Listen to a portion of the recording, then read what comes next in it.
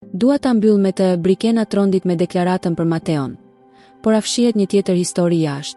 Raporti mes Brikenës dhe Mateos në shtëpinë e Big Brother VIP vazhdon të jetë një nga më të paqartët dhe më të komentuarit, me ulje dhe ngritje që ndodhin pothuajse çdo ditë. Pas puthjes së shumëpritur në prajmin e së martës, u krijua ideja se mes tyre gjithçka po shkonte drejt një lidhjeje të vërtetë. Por vetëm pak orë më pas, gjithçka ndryshoi sërish. Edhe pse Brikena vazhdon të afrohet me Mateon, ta përqafoj dhe të kaloj kohë me të. Në momentet kyçe ajo tërhiqe dhe vendos kufi. Së fundmi, një video nga dhoma e rrëfimit ka bërë edhe më konfuz këtë raport.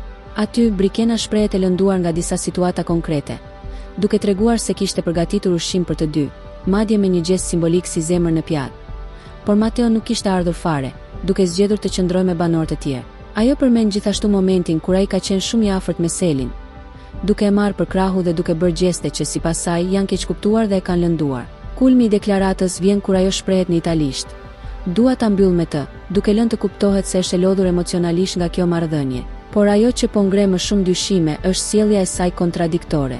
Nga njëra anë shprehet e lënduar dhe kërkon ta mbyll, ndërsa nga ana tjetër vazhdon të qëndrojë afër tij.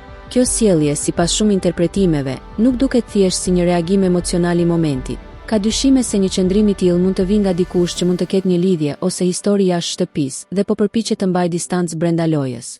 Nëse kjo rezulton e vërtet, atëherë situata ndryshon krejtësisht. Një lojë e tillë mund ta kthejë Brikenën nga një banore e pëlqyer në një nga figurat më të kritikuara ndonjëherë në këtë format. Sepse në një lojë si kjo, ku çdo gjë shihet dhe analizohet, çdo veprim që perceptohet si jo i sinqert mund të ketë pasoja të mëdha. Tani mbetet për tu parë.